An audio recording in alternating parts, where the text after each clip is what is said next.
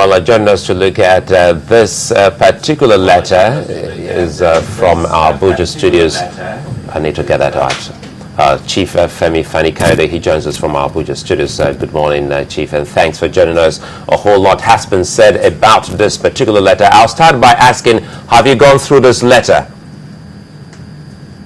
Yes, I have. I've read the letter a number of times. Because there are so many talk, gist coming out of this particular letter. Some say we have different versions, and that is why we wanted to find out if you have actually seen the complete version of this particular letter, and tell us your thought about it. Well, not only have I read the letter, I've also discussed contents of the letter with President Obasanjo, and I've been doing so for the last 2 days. So I'm conversing with what's there. My view, as I've said elsewhere, is that it was a timely letter, it was historic, it was necessary, and it needed to be said. This country is going adrift, and I think if an elder statesman and somebody that was instrumental in ensuring that President Goodluck Jonathan became president of this country, before that became vice president of this country, if that person who's considered as a father to the president and a father to the nation and a father to the PDP is not in a position or is not ready to tell us the truth about what's going on in our country and what has gone on with our president, when the signals are clear and the danger signals are there that the country is on the brink of disaster. I think if he's not qualified to speak, if he's not qualified to say what needs to be said publicly in order to help the president to chart the right course, then I really wonder who is. So I'm in great support of the fact that the letter was written. However, I don't agree with everything. I think I agree with 99% of the assertions and the contents there. It's not everything I agree with. There are one or two aspects, particularly on the issue of Lagos State and Bola Tinubu, that I would respectfully disagree with President Obasanjo on, in terms of how Lagos was won. But other than that, I agree with everything else that he has written in that letter, and I think he's been courageous and he's shown leadership. And those of us that were his disciples and that worked for him for a number of years can now hold our heads up high that even though he got it wrong, by supporting people like Goodluck Jonathan to be president in the first place, he's finally retraced his steps and he's doing the right thing and he's cleaning up the mess that he partly created. Well, I'm happy that you, someone who's best described as one of the closest aides to former President Obasanjo, could as well say on national television that you also can disagree with him in some areas in that particular document and in making some other decisions. But now let's try and see if we can look at some of those issues raised. And he also talked about the election and the president's intention to just go for one term. This is the very first time we're getting to hear former President Obasanjo come strong on this particular matter. Do you think it's absolutely necessary that he speaks about this at this time? I think it's vital. I mean, I'm sorry, I didn't get that. Well, yeah, I think it's vital that he speaks at this time. I think it's timely and necessary, and I think he's done the responsible and honorable thing. It's not an easy thing. I mean, he's put his life on the line. He's put the life of so many of those around him, his family members, on the line. You know how the system is in this country, and indeed in all Africa. But the point is this, that he has done the right thing, and he's made his contribution, he's made his submissions, he's raised some very serious issues, which need to be addressed. And I think the right and proper thing to do is for the government and the president himself to personally, as an individual, not any of his aides or ministers, to try to address these issues. This man has been the head of state 3 times in this country. This man collected or ensured that during the Civil War, he got the Igbos to surrender. He collected the surrender of the Igbos. He took their surrender. This man has contributed immensely to the fortunes of Nigeria. And at every point in time in our history, if you look at it, during the Shagari regime, who he handed over to after one term, he didn't need to hand over to them, but he handed over to them and honored his word.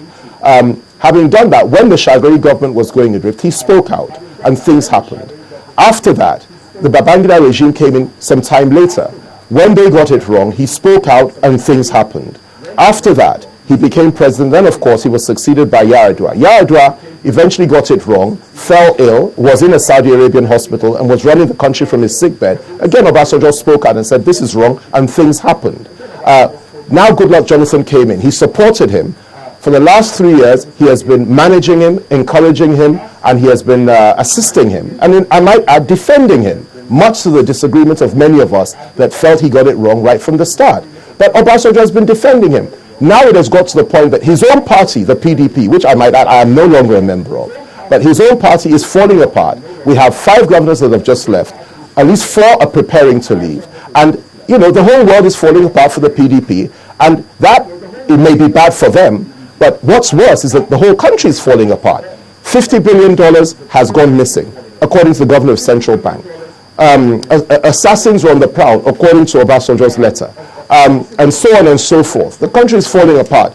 Regional, religious divide, and so on and so forth. It is absolutely important that people like Obasanjo, and indeed others, speak out to ensure that this country does not end up either ending up in a civil war or having the democracy truncated by a military coup or anything else. I mean, this is why this man has spoken out. And I might add, I don't think it's something that is confrontational. I think my understanding of the letter is that it's like reaching out to the president to say, look, you've gone adrift. You're not listening to me. I spoke to you privately on a number of occasions. I wrote to you, didn't respond. Now I'm making it public. And it's an attempt to restore the PDP as a party, its fortunes, and to restore the country and to ensure that the country doesn't follow, doesn't cross the line and fall over the brink. And I think to that extent it's honorable. I might add one more thing. It reminds me very much of the letter, the submissions that were made on the floor of the House of Commons by Geoffrey Howe when he was Chancellor of the Exchequer and later Foreign Minister to Margaret Thatcher, who was the British Prime Minister, when he literally stuck the knife in and cut her jugular and said that, look, it's time for her to go. It took that acted as a catalyst for the eventual downfall of Margaret Thatcher. History can testify to that. I believe that Obasanjo's letter is historic, it's timely, and I think it will actually end up ensuring that President Goodluck Jonathan's fortunes as president of the country post-2015 may not be realized. I believe this is the end of Jonathan, and I believe it's the end of the PDP as a party, unless Jonathan retraces his steps. Well, don't you think that actually this is more or less on a personal scale, because and even selfish? Some would argue that former President Obasanjo has actually tried to make sure that everything is scouted towards 2015 in terms of President Jonathan contested. And as it is now, he sees that everything seems to be on course, as all those he's actually brought forward have actually been cut to size, if I am allowed to use that particular word. So now he's actually playing what you would want to call his last chance and card. I'm really sorry. The sound is not very clear. Do you mind repeating that very quickly? I didn't quite get what you were saying. I'll make this very short. Some say the former president is actually backing on a selfish mission and not for the interest of the nation. Okay, well, I mean, you say selfish, but he's put his neck on the line. You say selfish, he's done something that everybody else is thinking about. Everybody. I mean, when I say everybody, probably everybody outside of the villa or his ministers know that these things are very serious concerns. He's made allegations. And these allegations reflect the thinking of the overwhelming majority of elder statesmen. I won't speak for President Babangida or General Abdul Salami Abubakar or any of the others that were copied, or General Danjuma. But I can assure you that the overwhelming majority of elders in this country and people in this country worry about either one or all or some of these issues that have been raised by President Obasanjo. Now, I don't think it's selfishness to do that. If he wanted to be selfish, what he would do is tell President Goodluck Jonathan, listen, I put you there, you're my boy, you can do anything you like, you can be rest assured that I will not rock the boat, I will keep quiet, I'll be a good father, in quotation marks, and I'll let you get away with ruining the country. And by the way, you can steal as much money as you like, you can organize to silence and possibly kill as many opposition figures as you like, you can ensure that Nigeria is divided on religious and regional and tribal lines as much as you like, you can ensure that the Ijaw nation rules the Nigeria as much as you want, and really it doesn't matter to me because I'm your father and I'm not selfish and I want you to get away with everything that you're doing. Now, if he were to do that, that is what I'd call being selfish and totally unacceptable. He has done the opposite. He has gone against the tide. He has spoken the truth. He has said, I'm not scared of death. I've said what I have to say. I created this situation, I brought you, and it's left for me, or rather God used me to bring you, and it's left to me to tell you the truth, get it right, or prepare to get out. Whatever it is, my interest is Nigeria, the unity of Nigeria, the peace of Nigeria, and the preservation of democracy. And I think it was right and proper for Obasanjo to do that.